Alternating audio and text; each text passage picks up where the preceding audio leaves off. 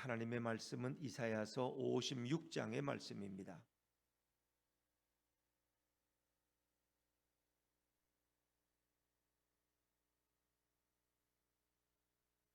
구약성경 1035쪽입니다. 이사야서 56장 1절부터 8절까지 말씀만 교독하도록 하겠습니다. 여호와께서 이와 같이 말씀하시기를 너희는 정의를 지키며 의를 행하라. 이는 나의 구원이 가까이 왔고 나의 공의가 나타날 것임이라 하셨도다. 안식일을 지켜 더럽히지 아니하며 그의 손을 금하여 모든 악을 행하지 아니하여야 하나니 이와 같이 하는 사람 이와 같이 굳게 잡는 사람은 복이 있느니라. 여호와께 연합한 이방인은 말하기를 여호와께서 나를 그의 백성 중에서 반드시 갈라내시리라 하지 말며 고자도 말하기를 나는 마른 나무라 하지 말라. 여호와께서 이와 같이 말씀하시기를 나의 안식일을 지키며 내가 기뻐하는 일을 선택하며 나의 언약을 굳게 잡는 고자들에게는 내가 내 집에서 내 성 안에서 아들이나 딸보다 나은 기념물과 이름을 그들에게 주며 영원한 이름을 주어 끊어지지 아니하게 할 것이며 또 여호와와 연합하여 그를 섬기며 여호와의 이름을 사랑하며 그의 종이 되며 안식일을 지켜 더럽히지 아니하며 나의 언약을 굳게 지키는 이방인마다 내가 곧 그들을 나의 성산으로 인도하여 기도하는 내 집에서 그들을 기쁘게 할 것이며 그들의 번제와 희생을 나의 제단에서 기꺼이 받게 되리니 이는 내 집은 만민이 기도하는 집이라 일컬음이 될 것임이라. 이스라엘의 쫓겨난 자를 모으시는 주 여호와가 말하노니 내가 이미 모은 백성에 의해 또 모아 그에게 속하게 하리라 하셨느니라. 아멘.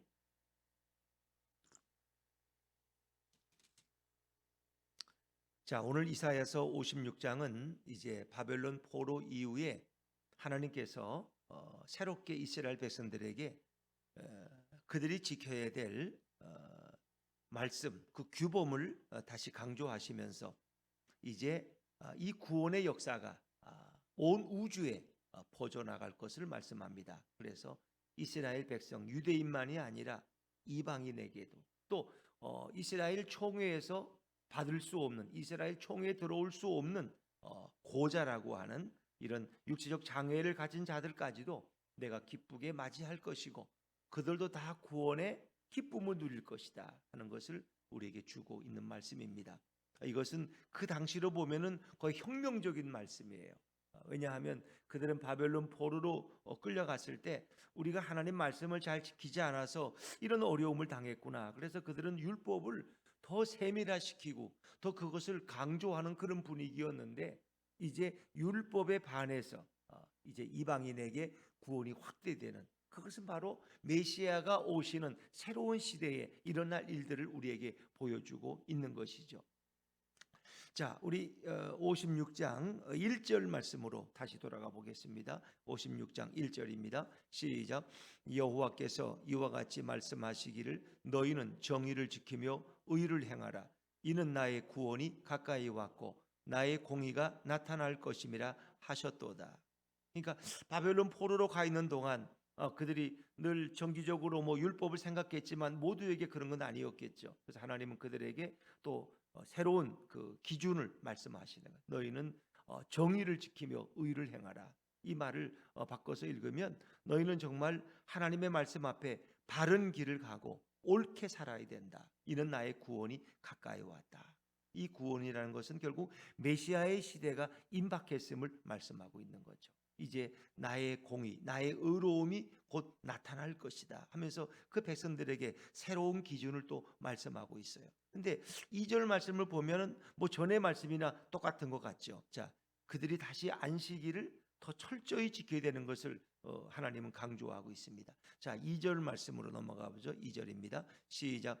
안식일을 지켜 더럽히지 아니하며 그의 손을 금하여 모든 악을 행하지 아니하여야 하나니 이와 같이 하는 사람, 이와 같이 굳게 잡는 사람은 복이 있느니라.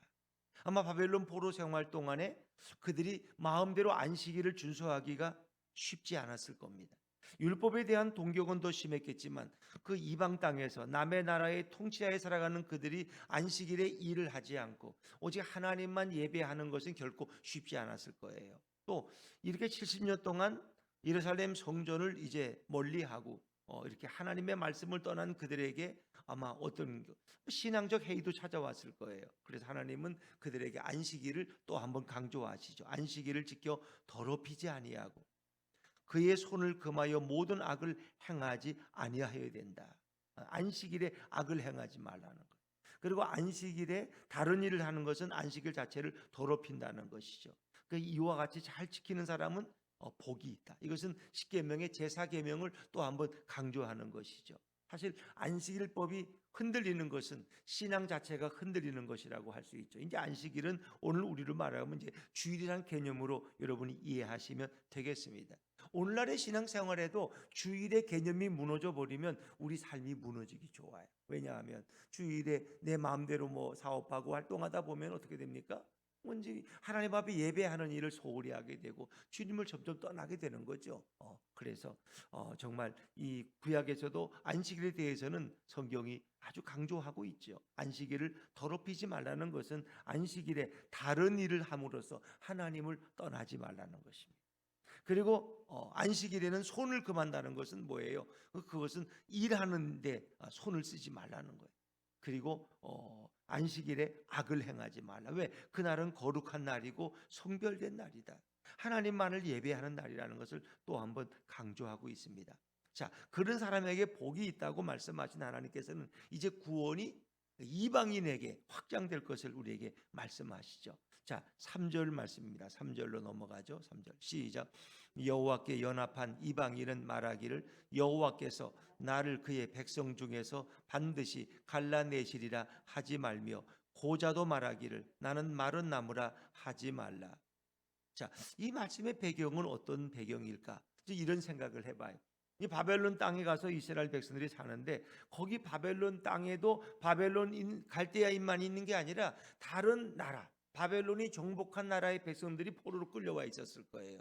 근데 그들도 같은 포로 생활이고 억압된 생활, 나라를 잃은 사람들이야. 그들도 뭔가 의지할 때가 있어요.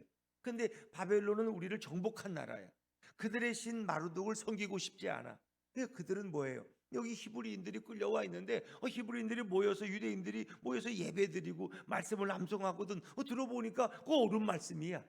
그들의 하나님 여호와가 정말 천지를 창조했다 그러고 그거 옳은 것 같아. 그래서 그 바벨론 땅에 살고 있는 이방인들 중에서도 유대인들과 함께 예배드리면서 말씀을 듣고 그리고 나도 하나님을 섬기겠다고 개종한 사람들이 있었을 거예요. 또 유대인들이 70년 동안 살면서 그 동에 있는 이방인들과 결혼해서 혼인관계가 가족이 된 거야.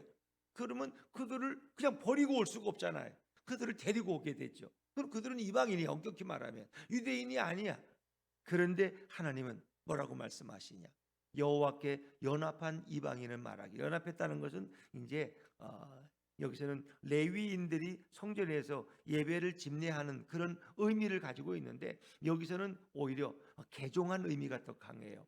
그래서 하나님 유대인들이 믿는 그 유대교 여호와 하나님을 섬기는 그 유대교의 개종한 이방인은 말하기를 여호와께서 나를 그의 백성 중에서 갈라내시다. 갈라낸다는 것은 이렇게 콩과 팥을 갈라내듯이 갈라내는 건 제명시키는 거예요.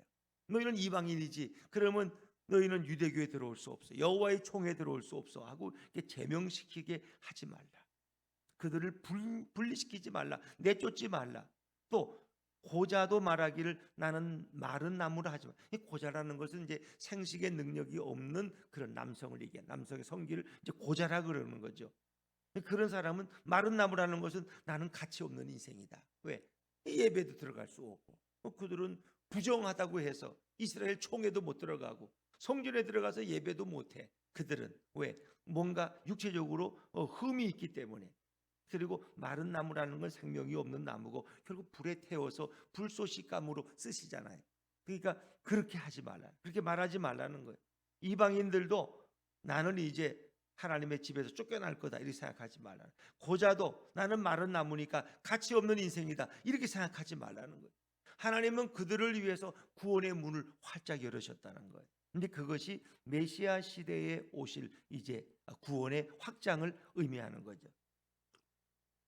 그래서 4절과 5절은 이제 고자들에게 열리는 이 구원의 확장, 그들에게 하나님의 백성으로 받아주시고 그들을 축복하신다는 내용을 소개하는 거죠. 자, 4절과 5절을 같은 얘기니까 우리 한꺼번에 같이 읽어볼까요? 4절과 5절입니다. 시작.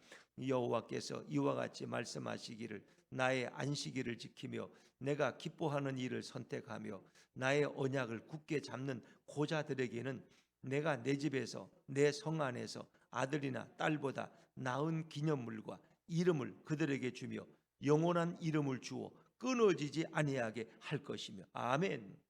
비록 그가 고자, 단지 고자만 얘기하는 게 아니라 어떤 육체적이나 정신적인 장애 때문에 예전 같으면 하나님의 총에 들어올 수 없는 자들도 내가 다 받아들이겠다는 거예요. 거기에 이제 제한이 없다는 거예요. 누구든지. 근데 어떤 조건이냐? 누구든지 나의 안식일을 지키는 자, 그리고 내가 기뻐하는 일을 선택해서 행하는 자, 그리고 내가 다윗에게, 아브라함에게, 유대 민족에게 준 언약, 약속을 굳게 잡는 자들이라면 그가 비록 고자일지라도, 어떤 지금까지는 들어오지 못하는 제한된 상황에 있을지라도 이제 내가 그들을 내 아들이나 내 딸들보다 더 낫게 대우할 것이다. 그렇죠? 그래서 이제 내 집, 내 집에서, 이것은 뭐 내 집이라는 건 성전이에요. 하나님의 성전, 예배하는 저소, 오늘날로 말하면 교회에서, 그리고 내 성, 내가 살아가는 공동체 속에서 내 아들이나 딸보다 더 나은 기념물, 더 나은 기념비를 세워주신다. 송독비를 세워주시고 이름을 그들에게, 하나님의 백성의 이름을 줄 것이고 영원한 이름을 주어서 끊어지지, 그 이름이 생명책에서 끊어지지 않게 할 것이다. 이름이. 그러니까 유대인들은 나름대로 자기들 백성의 그 족보가 있고 명부가 있겠죠. 거기서 이방인이라고 제하지 않는다는 거예요. 이 말은 바꿔 말하면 영원한 생명책에 그 이름이 기록될 것이고 지워지지 않을 것이다. 그러니까 고자, 지금까지는 총회에 들어올 수 없는, 예배할 수 없는 그런 장애를 가진 자들도 누구든지 다 받아들이시겠다. 그건 이제 이방인을 포함해서, 이거는 굉장히 혁명적인 선언이에요.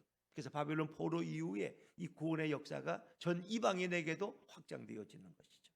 이제 그 4절과 5절의 중심적인 메시아가 오시면, 사실 메시아가 오시기 전에는 그런 일이 있어도 아주 사사롭게 있었겠죠. 아주 그 큰 구약에도 이방 여인이 들어와서 결국은 다윗의 그 조상이 되고, 이런 또 라합이라는 기생이 또 들어와서 유대인으로 받아들여지고, 이런 편입의 과정들은 있었어요.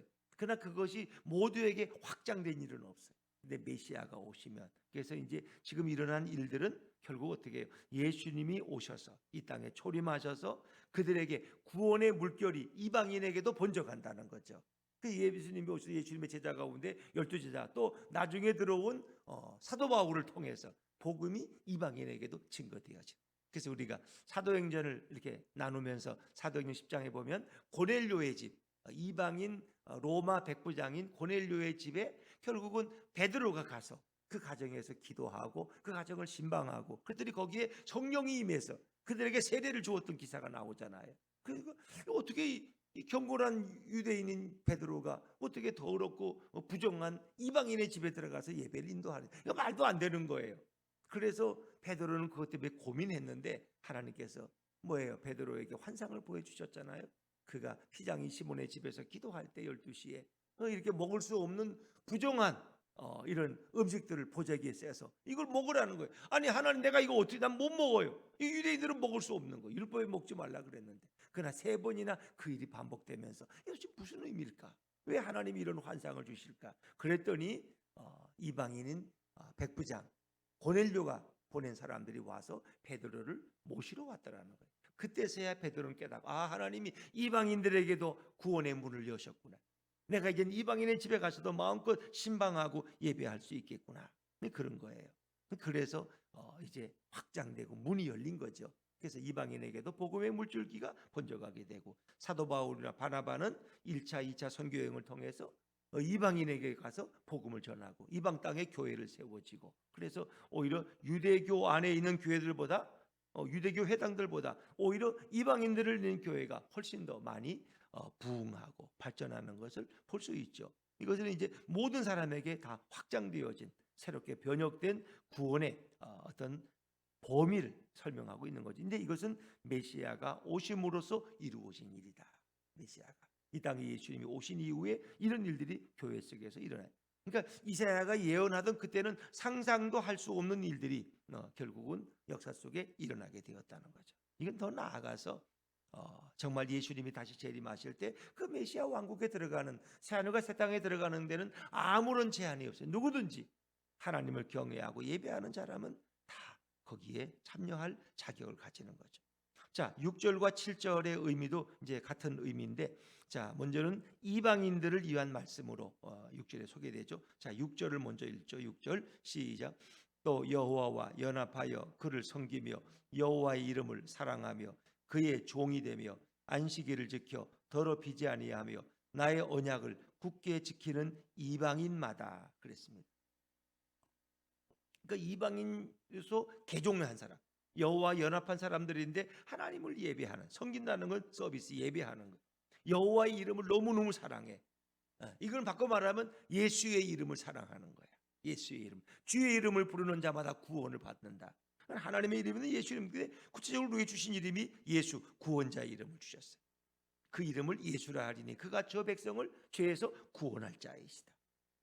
그 예수의 이름, 메시아의 이름을 사랑하며 그의 종이 되며 안식일을 지켜 더럽히지 아니하며 나의 언약을 굳게 지키는 이방인마다. 그러니까 안식일을 지키지 않는 것은 안식일의 법을 더럽히는 것이고 하나님의 법을 이거는 반대하는 거죠. 그래서 안식일을 지키지 않는 걸 더럽힌다고, 이제 거룩함을 더럽힌다고 표현하는데, 하여튼 하나님 앞에 예배하는 자들, 그리고 그 약속 언약을 굳게 지키는 이방인마다 내가 그들을 내 집으로 인도해서 마음껏 예배하는 복을 누리게 할 것이다. 그들의 재물도 그들의 번제물도 내가 다 받을 것이다. 그래서 전혀 유대인과 이방인의 차별이 없는, 누구든지 하나님을 사랑하고 메시아의 이름, 예수의 이름을 부르고 예수님 앞에 나와 예배하는 자마다 내가 다 받을 것이다 하는 제 말씀인데, 사실 7절은 굉장히 중요한 말씀이에요. 7절을 한번 다시 천천히 한번 좀 생각하면서 읽어보죠. 시작. 내가 곧 그들을 나의 성산으로 인도하여 기도하는 내 집에서 그들을 기쁘게 할 것이며 그들의 번제와 희생을 나의 제단에서 기꺼이 받게 되리니 이는 내 집은 만민이 기도하는 집이라 일컬음이 될 것입니다. 아멘. 자, 내 집은 만민이 기도하는 집이다. 이 유명한 말씀이 여기에 소개되는 거예요.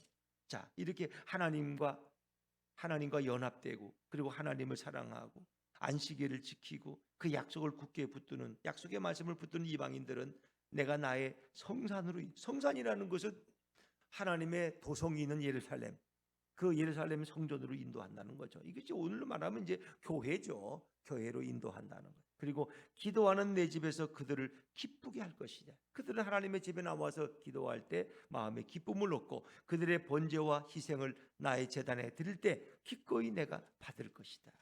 뭐 이방인들이 예배하는 것도 이방인 가운데 예배자들이 나오겠죠. 이방인 가운데 뭐 목회자도 나올 것이고, 그렇죠. 그래서 이는 내 집은 만민이 기도하는 집이라 일컬음이 될 것이라. 만민이. 지금까지는 예루살렘 총회나 이제 예루살렘 성전이 만민이 기도하는 집이 아니었어요. 그건 유대인만 들어올 수 있는 곳이, 유대인만. 그러니까 아마 그 이후에는, 바벨론 포로에서 돌아온 이후에는 아마 성전이 좀 변했어요. 그러니까 이 솔로몬 성전은 파괴되었고 다시 바벨론 포로에서 돌아와서 세운 성전이 스룹바벨 성전이야. 제2성전.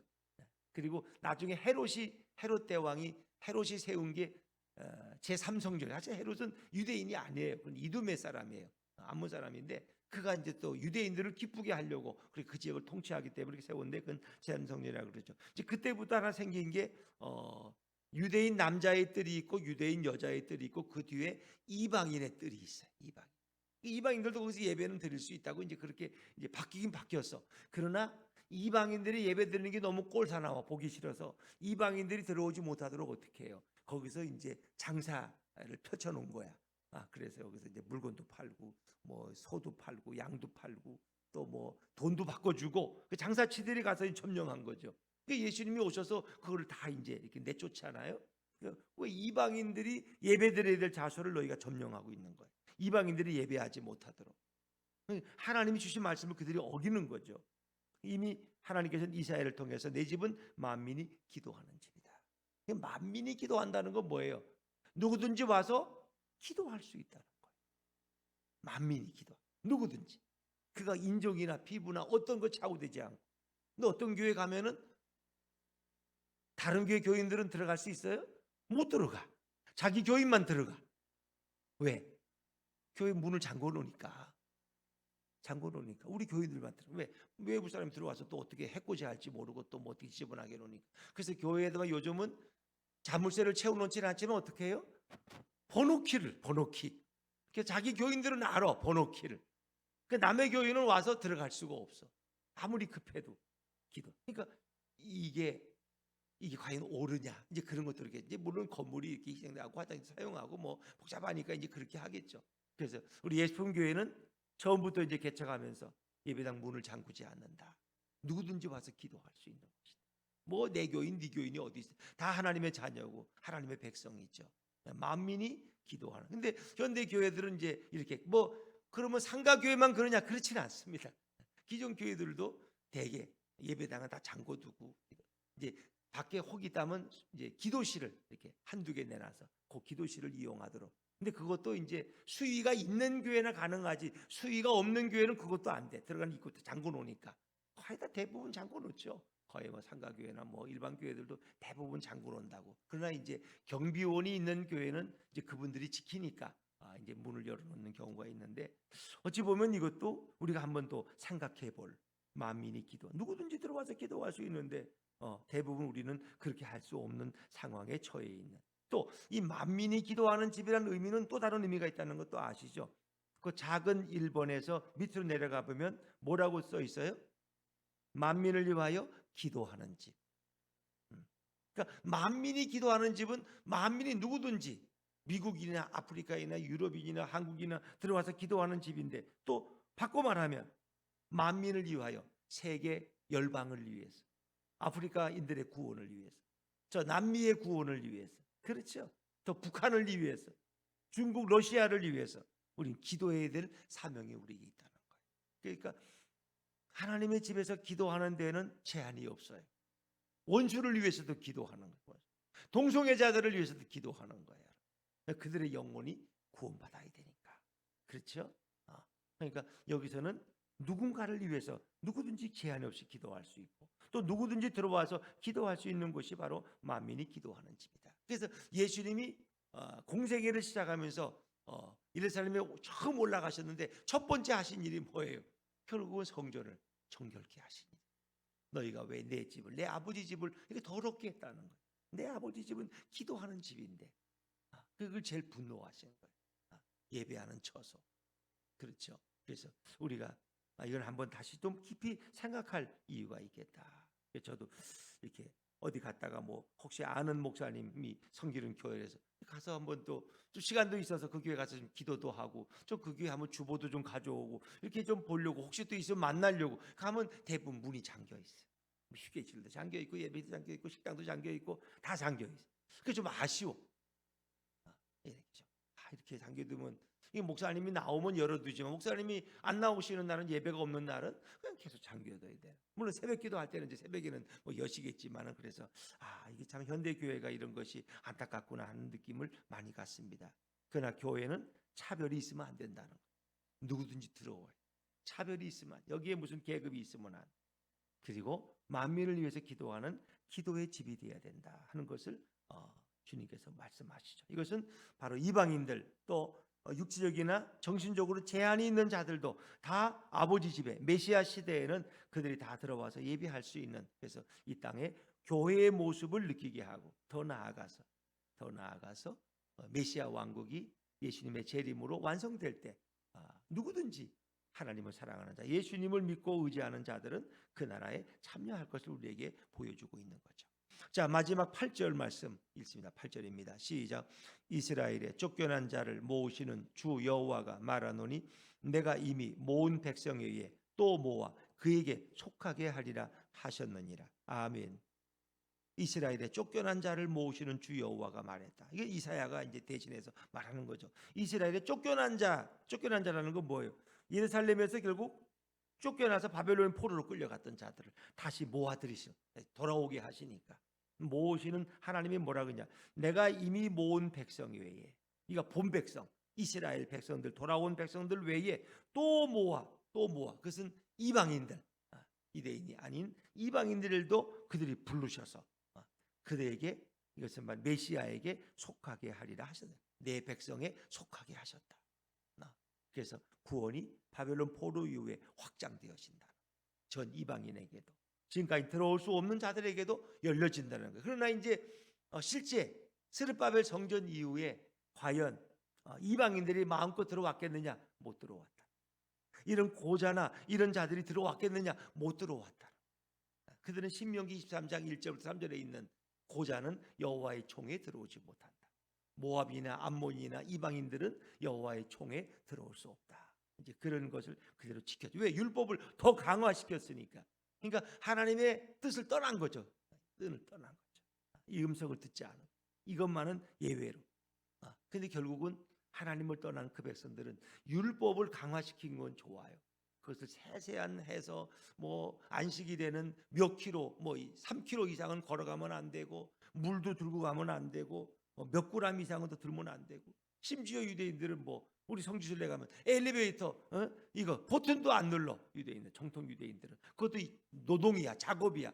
그건 딴 사람이 눌러줘야 돼. 그러면 그 호텔 보이는 그거 누르다가 지옥 가고, 자기들은 안 누르고 천국 가면 그 괜찮겠어요? 참, 그들을 지키는, 그렇게 만들었어요. 결국은 예수를 영접하지 않는 유대인들의 모습이 바로 그런 거라는 거 아세요? 그러니까 하나님의 뜻은 그게 아닌데 그들은 율법을 잘못 오해한 거예요. 바벨론 포로로 가 있는 동안 더 율법을 세세하게 강화시키고, 왜? 우리가 율법을 잘 지켜야 구원을 받는데, 이래서 우리가 이런 어려운 일을 당한 거야. 근데 그 율법의 정신을 오해했다. 하나님을 사랑하고 이웃을 사랑하고 이방인들에게 구원의 문을 넓히고 그런 게 아니고, 자기들끼리만 더 열심히 모여서 율법을 암송하고 그렇다.